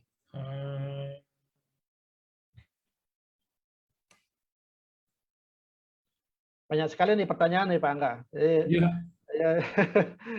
yang pertanyaannya ini masih yang apa ya? Masih yang masih umum-umum gitulah, yang memang selama ini mereka agak ragu-ragu ya mengkonsumsi, cara minumnya gimana, nanti kalau gini gimana gitu. Jadi masih umum-umum sebenarnya. Ini memang kita Iya. memang harus kita bahas sih supaya mereka lebih banyak tahu. Oke. Nah, ini ada yang tanya lagi. Dok, efek samping dari konsumsi Subarashi dan Utsu apa berbeda-beda di setiap orang ataukah sama? Karena saya setelah konsumsi Subarashi badan terasa hangat. Kita tidak memiliki efek samping Bapak Ibu ya. Kondisi hangat itu begini. Ya kalau saya boleh gambarkan ya.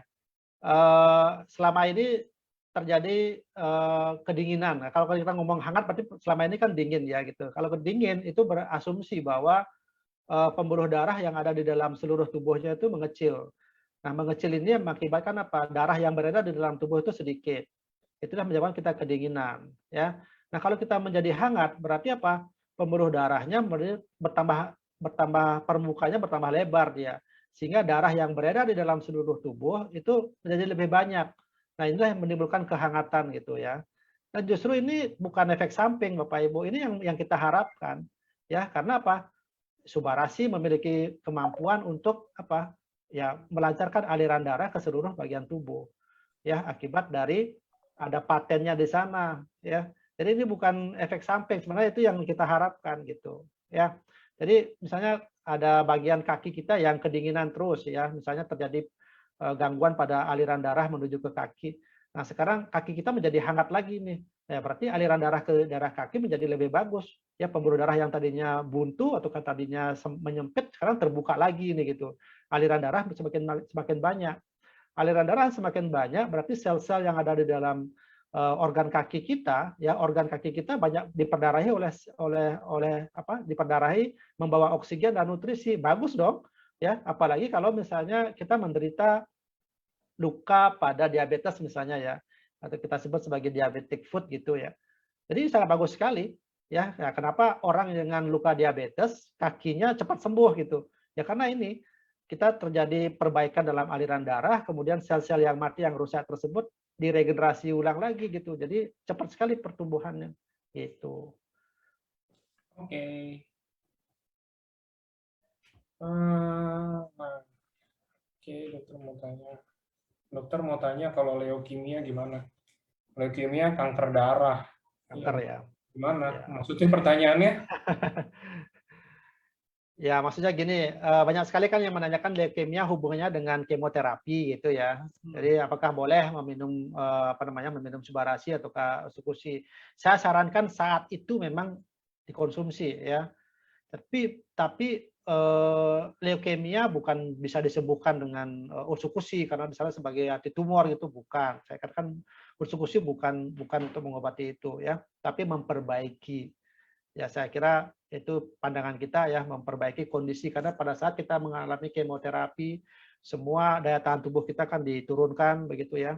Saat itu kondisi kita lagi drop. Nah, inilah fungsinya kenapa Subarasi kita harus minum, Ursukusi kita harus minum karena itu merupakan nutrisi yang sehat sekali buat tubuh kita. Akan beda sekali ya orang yang meminum Subarasi, Ursukusi pada saat kemoterapi dengan yang tanpa minum produk AFC pasti akan berbeda sekali ya. Gitu. Itu maksudnya mungkin Pak Angga. Oke.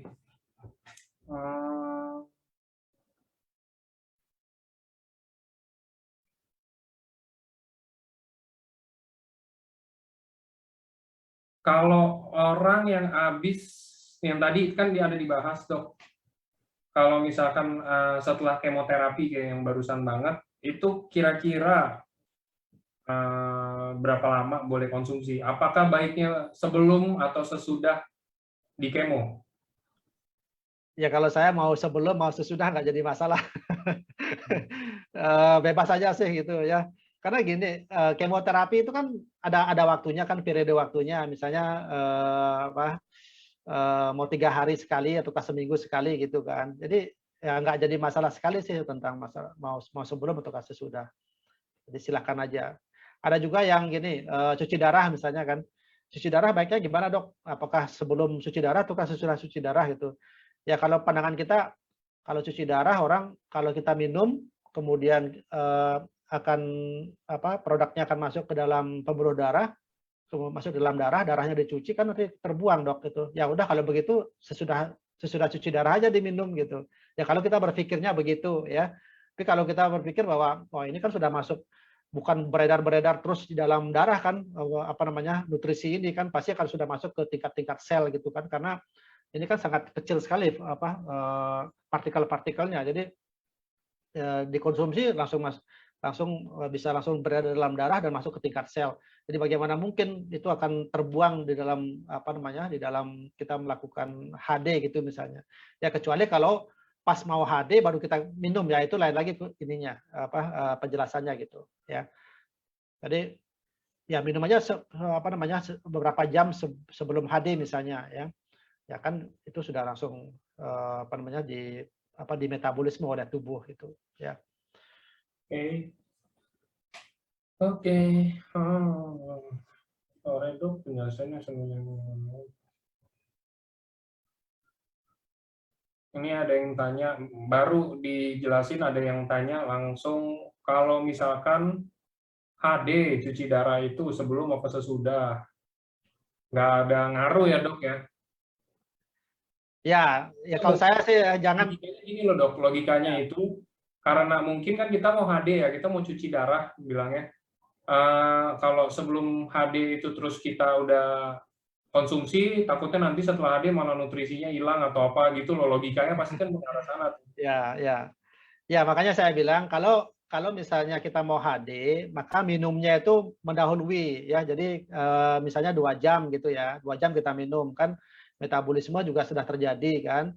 Jadi nutrisi yang ada di dalam darah itu sudah terdistribusi ke sel-sel gitu. Jadi bagaimana mungkin darahnya itu masih terkandung misalnya produknya dari AFC gitu maksud saya. Ya, tapi kalau misalnya sangat mepet sekali, ketakutannya akan terjadi kehilangan dari nutrisi ini, ya jangan diminum pada saat itu. Jadi minumnya nanti setelah HD saja gitu. Ya itu aja sih penjelasannya. Oke. Oke dok, ada yang tanya lagi. Dok, kalau misalkan untuk pasien dengan gangguan ginjal, pasien dengan gangguan ginjal, apakah boleh konsumsi Subarasi karena protein? Ini pertanyaan, kayaknya pertanyaan ini ya, minggu lalu. Ini ada yang tanya, kalau pasien pasien yang gangguan ginjal kan nggak boleh protein dok, nggak boleh terlalu banyak protein. Nah, kenapa harus konsumsi Subarasi? Padahal kan Subarasi ini peptide. Bedanya apa sih peptide dan protein? Mungkin bisa dijelasin dok. Ya, protein yang dimaksud itu molekulnya besar, ya. Molekulnya besar. Kalau protein, misalnya, oh jangan makan daging ya, ya itu kalau daging itu kan masih berupa gelondongan gitu, jadi belum di proteinnya masih dalam molekul-molekul yang sangat besar, gitu ya. Tidak belum dilakukan proses enzimatik di dalam tubuh kita, dan itu memang membebani dari ginjal gitu maksudnya, ya. Tapi produk AFC ini kan partikelnya kecil Bapak Ibu ya. Partikelnya sudah nano size. Ya, jadi kalau nano size yang ditakutkan apanya? Jadi tidak membebani ginjal gitu loh, ya. Jadi perlu dibedakan. Memang sama-sama asam amino, tetapi yang dimaksudkan di sini adalah asam amino itu partikelnya, molekulnya itu bagaimana gitu, ya. Nah, kenapa dokter sering menyampaikan jangan terlalu banyak makan protein ya, misalnya daging atau telur gitu misalnya, ya, ini misal ya. Ya karena ditakutkan itu molekul yang dikonsumsinya itu masih besar. Inilah yang mengakibatkan memperberat dari fungsi ginjal itu. Tapi kalau saya bahwa produk AFC ini kan partikelnya kecil, nano size, ya. Jadi dia langsung terserap di dalam pembuluh darah dan langsung masuk ke tingkat sel. Jadi itu. Oke, itu mungkin menjawab ya teman-teman. Terus ini ada yang tanya lagi, dok, kalau habis operasi usus, pasang kantong di luar, harus konsumsi Suba Utsu berapa perharinya? Mungkin ini bukan berapa perharinya, karena kan kita nggak ada dosis. Cuman mungkin ini pertanyaan lebih ke arah minta saran ke dokter Buana. Jadi kalau habis operasi usus nih dok, udah pasang Ya. kantong di luar. Kalau menurut dokter, konsumsi yang baiknya berapa? Normalnya deh dok. Ya kan masing-masing orang beda-beda ya. Bisa kalau misalnya pasien ini sudah pernah minum produk AFC apa belum, itu dulu ya. Kalau Oke. misalnya dia sudah pernah minum, berapa dosisnya dia, berapa yang dikonsumsi setiap hari. Nah, itu tinggal dikalikan 2 aja. Ya, itu pun juga saya memakai patokan diri saya sendiri gitu ya. Artinya apa? Dalam kondisi normal, dia sudah dapatkan manfaatnya. Tapi kan sekarang dia dalam kondisi sakit. Ya, artinya yang satu dosis tambahan itu untuk melawan yang sakitnya. Tapi dia kan juga harus mempertahankan kondisi normalnya dia gitu maksud saya Pak. Nah jadi kalau saya memakai acuan bahwa minimal 2 kali dari dosis yang dia konsumsi selama itu. Itu aja. Oke.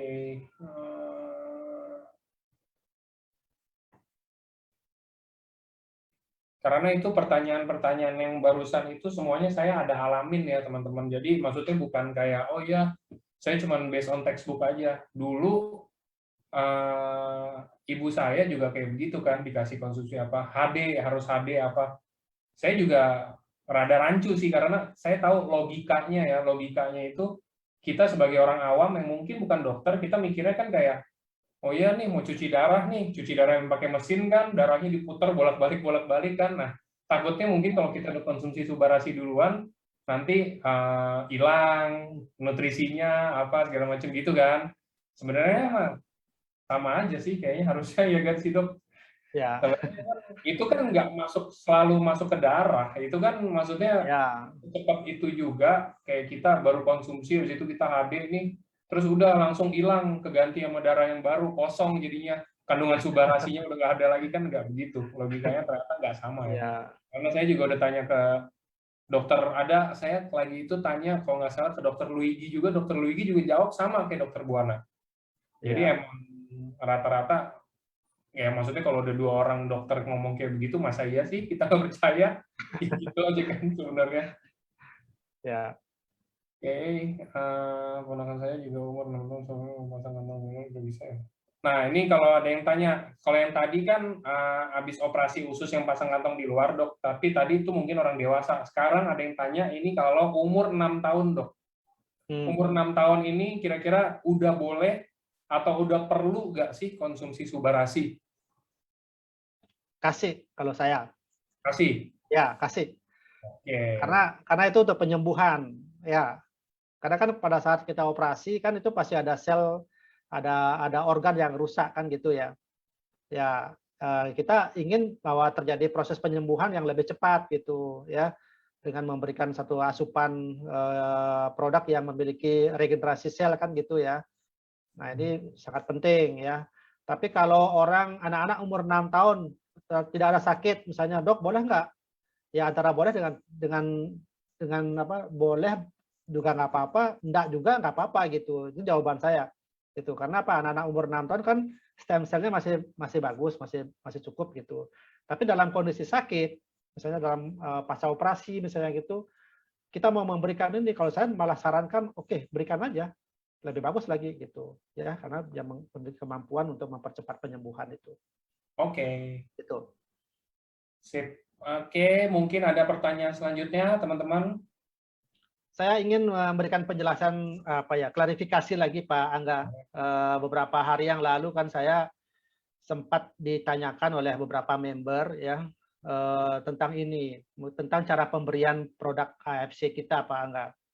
Jadi masih ada yang beranggapan bahwa produk AFC ini bisa diberikan lewat infus. Nah, ini sangat berbahaya sekali ya, sangat berbahaya sekali. Ada anggapan ya dari para member ataukah mungkin sudah leader gitu ya, belum paham tentang pemberian dari produk AFC kita. Sekali lagi Bapak Ibu, produk AFC kita ini bukan kemasan untuk infus. Ya, bukan boleh dicampurkan dalam infus ya. Artinya infus itu cairan yang akan diberikan lewat darah, lewat intravena ya, lewat ya, infus pasti sudah tahu lah semuanya ya. Produk kita tidak boleh dicampurkan di sana. Ya, tidak boleh dicampurkan di sana. Nah, itu yang pertama ya. Produk kita adalah untuk konsumsi lewat mulut. Ya, lewat mulut. Ya, nanti itu akan berhubungan lewat mulut, kerongkongan, lambung, usus kan begitu ya. Nah, yang sering sering ditanya adalah, "Dok, pasien ini sedang memakai selang." Nah, selang yang dimaksud itu adalah mungkin selang yang masuk dari hidung sampai ke lambung. Ini boleh apa enggak, Dok? Jawaban saya boleh. Itu ya sepanjang pasien ini tidak dalam kondisi puasa. Sebab kalau pasien dalam kondisi puasa artinya tidak boleh ada makanan minuman yang masuk ke dalam tubuh, jangan dipaksakan Bapak Ibu. Ya, itu kontraindikasi nanti ya.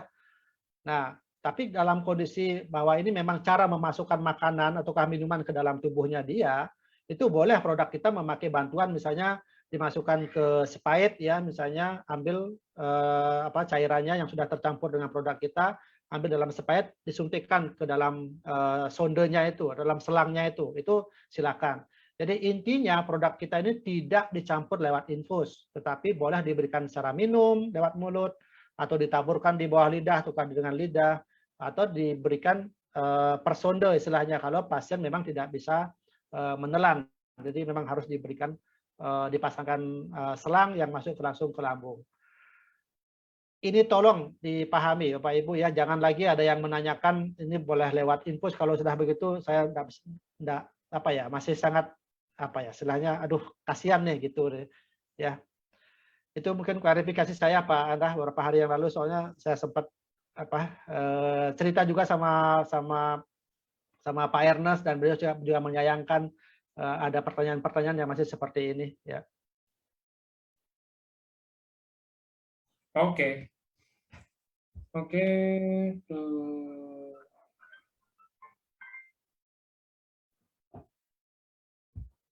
Kalau buta warna dan mata rabun, kalau mata rabun itu lebih cocoknya lutin ya. Ya, lutin. Lutin dan Subarasi cocok kali ya Dok ya? Boleh. Ya harus dikombinasi. Ya. Lutin dan Subarasi, Pak. Ya.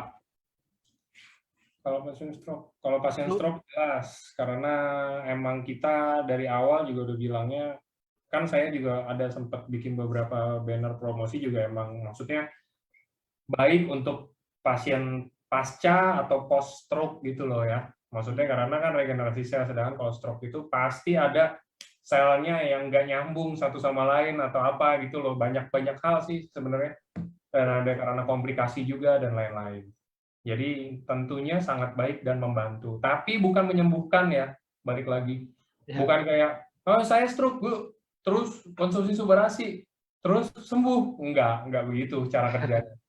Cara kerjanya enggak begitu, jadi kita tetap harus dengan segala macam hal yang mungkin teman-teman emang udah tahu juga bisa membantu meringankan stroke-nya, dan kita ini produk ini membantu aja.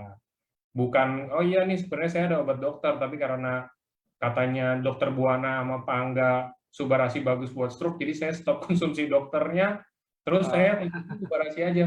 Matanglah saya sama dokter Buana hari ini. Enggak begitu ya teman-teman ya. Tetap ini hanya perannya ini membantu. Perannya membantu, bukan menyembuhkan. Jadi kita bukan, ibaratnya ya kita bukan yang utamanya sih. Utamanya itu tetap harus dari teman-teman jaga gaya pola hidupnya. Biasanya yang suka konsumsi, kalau nasi Padang pakai kikil, pakai paru, pakai rendang, nah itu kurang-kurangin yang kayak begitu, ya kan? Atau enggak yang konsumsi yang macam-macam, yang minyak-minyak, gula, ya apa, terus yang rokok atau yang apa, tetap harus kayak begitu. Mungkin gitu ya dok ya? Betul. Ya, sudah cocok nih Pak Angga jadi host untuk. Iya dok, saya harus menjelaskan gini loh dok, saya harus menjelaskan dengan kata-kata, kan mungkin kalau dokter-dokter ya, mungkin emang alam bawah sadarnya kayak dokter juga menjelaskan, oh saya ngerti bahasa ini, tapi teman-teman mungkin ada yang kadang-kadang, bahasanya dokter Buana ini bahasa Indonesia bukan sih? Susah banget, karena bahasa medis gitu loh dok. Ya betul. Saya harus bantu menjelaskan dengan bahasa sehari-hari gitu kan. Ya, Itulah, saya translator bahasa gaulnya dokter Buana. Ya. Oke. Mungkin ada lagi yang mau tanya teman-teman sebelum saya tutup, kalau nggak ada yang mau tanya. Silakan acungkan tangan ya, atau di sana ada raise hand ya, silakan.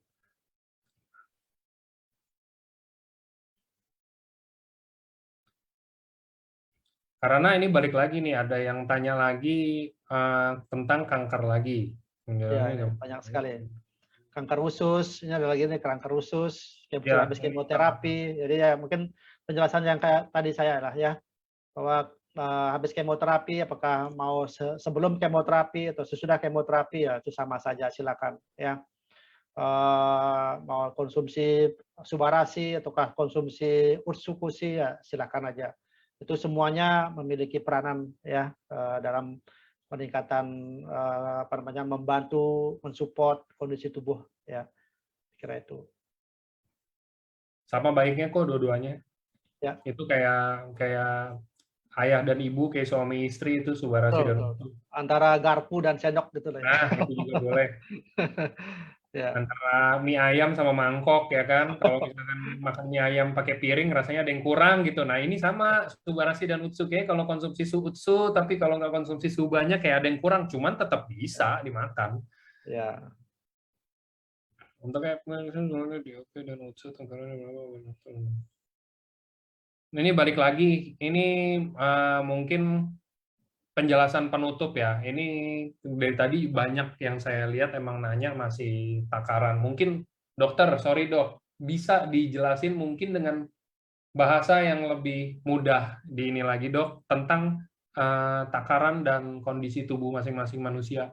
Ini karena banyak yang nanya, boleh nggak konsumsi ini, takarannya berapa kalau saya ini gitu loh dok.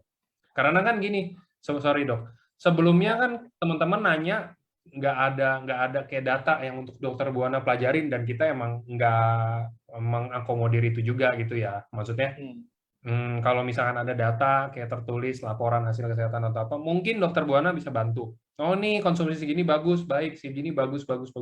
Tapi kan sekarang kan based on story, hanya cerita ya. Jadi kita nggak bisa ngasih yang kayak, oh yaudah nih konsumsi 2 deh, atau 10 atau 20 saset deh sehari. Nggak bisa kayak begitu, karena balik lagi, kita nggak tahu kondisi teman-teman sebelumnya gimana, kita juga nggak tahu ekonomi teman-teman ini gimana, bisa mumpuni nggak kalau misalkan Dokter Buana bilang 20 saset sehari. Mateng lah itu 20 saset sehari, hampir 1 box berarti sehari ya. Gitu Ya. aja kan. Nah, mungkin dokter bisa jelasin tentang alasan kenapa takaran dan itu bervariasi. Ya. Ini bagi penutup juga, Dok. Ya, jadi gini, ya saya sangat setuju dengan apa yang disampaikan sama Pak Angga ya. Kondisi masing-masing tubuh itu berbeda-beda ya. Ada orang yang konsumsi 1 saset Subarasi, 1 saset Ursukusi, mereka sudah dapat manfaatnya gitu ya. Manfaatnya itu maksudnya gini, wah sebelumnya saya tidak seperti begini kondisi tubuh saya, kok jadinya saya sehat, tambah seger gitu. Itu yang saya maksudkan sudah dapat manfaatnya gitu ya. Nah, sekali lagi ini dalam kondisi apa ya, tidak ada sakit ya Bapak Ibu. Dalam kondisi yang tidak ada sakit. Ini contoh ambil dari pribadi saya aja deh ya. Saya selama memulai mengkonsumsi produk AFC ini, ya saya memulainya dengan 1 saset. Ya, 1 saset. 1 saset dulu ya waktu SOP ataukah 1 saset Subarasi ya. Pada saat ada muncul Ursukusi, saya juga mengkonsumsinya ya. Saya langsung campur keduanya ya dalam satu gelas begitu saya campur keduanya. Dengan 1 saset itu saya sudah dapat manfaatnya. Contoh ini ya. Ini contoh masalah rambut saya misalnya. Ya, pertumbuhan 6 bulan itu sangat lebat sekali sampai sekarang. Jangan ngeliatin sekarang. Sekarang karena saya memang senang lagi botak-botakan saya gitu ya. Kemudian tidur saya jadi lebih nyenyak itu ya. Kemudian kulit saya tambah cerah. Ini tadi ada Ibu Pauline tadi ada sempat saya baca wajahnya Dokter Buana kulitnya bagus sama Pak Angga juga tambah muda ya gitu. Ya, Bu, saya mah masih muda, Bu. Saya mah masih muda. Saya masih belum 30. Ya, itu yang saya sampaikan. Jadi dengan 1 saset saya sudah dapat manfaatnya. Tapi dengan umur yang sama, belum tentu dengan 1 saset orang akan mendapatkan manfaat yang sama dengan saya. Mungkin saja 2 saset Subarasi, mungkin Oke. saja 2 saset Ursukusi baru dapat manfaatnya. Ya.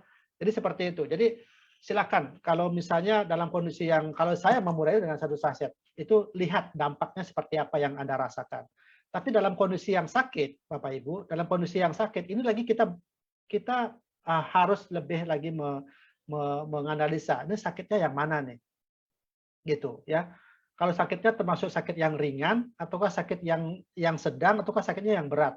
Ini tentu kita juga harus mengevaluasinya, harus menyesuaikan dengan kondisi pasien. Kalau misalnya kondisinya hanya ringan saja, mungkin dengan penambahan 1 saset dia sudah bisa memperbaiki. Tapi ada kondisinya berat, misalnya stroke, ya, ataukah mengalami kegagalan jantung misalnya, ada hipertensi, mungkin tambahan 2 saset, 3 saset mungkin baru akan mendapatkan manfaat yang lebih signifikan ya, perubahan-perubahan tersebut itu. Ya tentu sekali lagi kita kembalikan ke kondisi. Makanya tadi seperti Pak Angga tadi bilang, kalau tidak ada data yang diberikan kepada saya, tentu saya juga tidak akan memberikan satu pendapat yang sesuai dengan kondisi pada pasien pada saat itu. Makanya saya selalu memakai pandangan, ayo kita lihat bagaimana kondisi pasien saat itu, apakah melalui hasil laboratorium ataukah cerita secara tulisan misalnya kondisinya seperti begini, saya bisa membayangkan, oke kalau dalam kondisi seperti ini, coba berikan 2 saset ataukah 3 saset misalnya dalam sehari. Itu ya, mau produknya yang mana kita sesuaikan dengan keluhan dari pasiennya.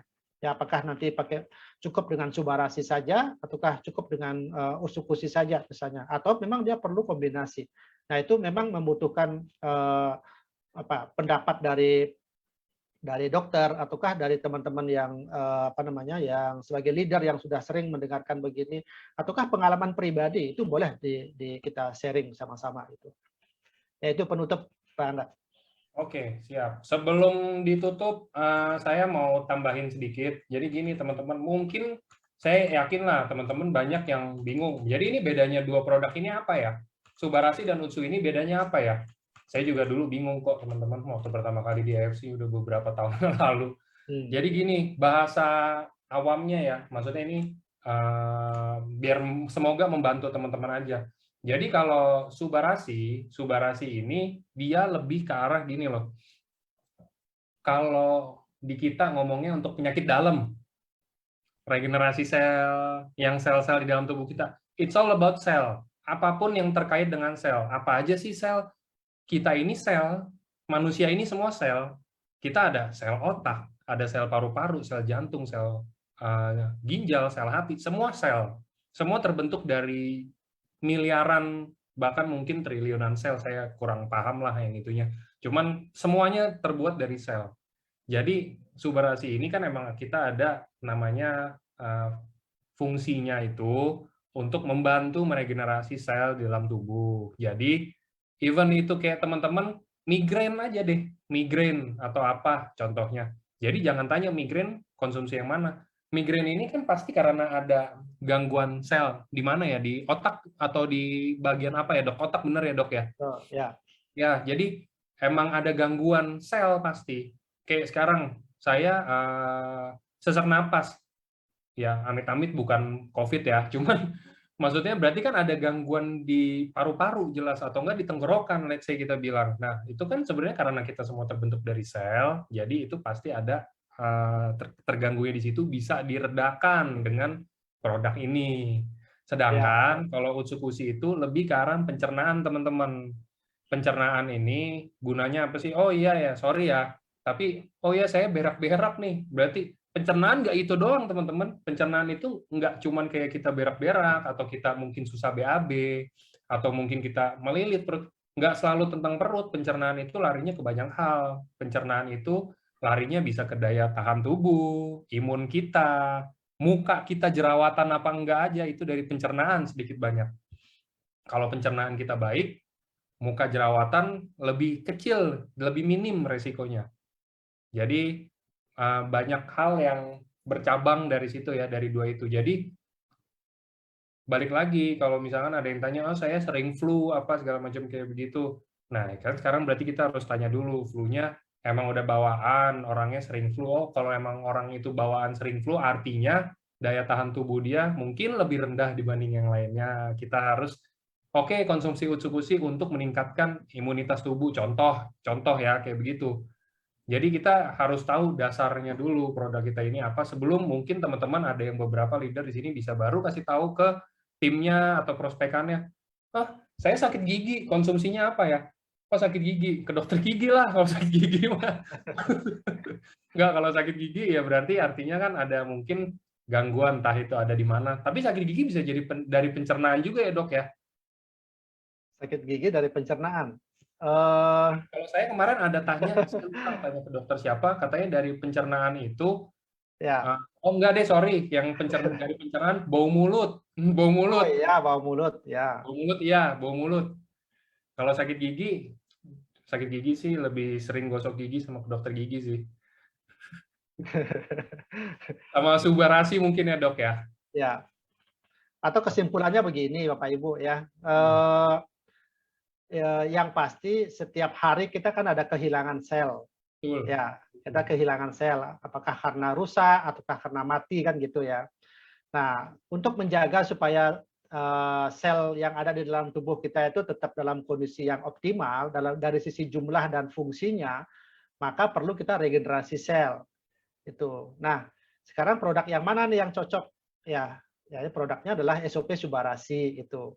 Nah, kalau main pilih-pilihan, dok, saya punya kemampuan beli hanya satu produk saja. Yang mana kira-kira kalau menurut dokter? Kalau saran saya, ya dalam kondisi yang sehat loh ya nih, masih sehat ya. Saya ingin mempertahankan kesehatan saya, misalnya dalam memilih-pilih misalnya, oke, Bapak atau Ibu bisa memulai dengan Subarasi dulu deh. Minum selama 3 bulan, ya. Bulan yang keempat kembali ke Utsukushi, ya. Karena apa? Itu memperbaiki usus kita, ya. Karena usus ini kan sebagai daya tahan tubuh kita yang kedua kan ya, otak kita yang kedua lah gitu ya. Ini selama 3 bulan lagi misalnya, habis itu balik lagi nih ke Subarasi misalnya, ya seperti itulah ya. Tapi alangkah baiknya kalau misalnya kita punya kemampuan untuk membeli, ya beli kedua-duanya, konsumsi kedua-duanya gitu. Itu akan lebih powerful lagi gitu. Ya. Oke. Mungkin itu ya penjelasannya teman-teman. Jadi itu bahasa lebih awamnya biar teman-teman juga gampang ngerti karena emang jelas bahasa medis itu ya susah sih saya karena bahasa medis ya emang dokter-dokter biasanya dan ahli-ahli kesehatan yang bisa mengerti dengan cepat. Kalau kita mungkin perlu waktu untuk nyerap. Jadi ini dibantu dengan bahasa-bahasa yang mungkin lebih awam buat teman-teman. Oke, kalau gitu thank you teman-teman udah join hari ini. Thank you Dokter Buana Sama-sama. menemani saya di sore Ya. hari ini.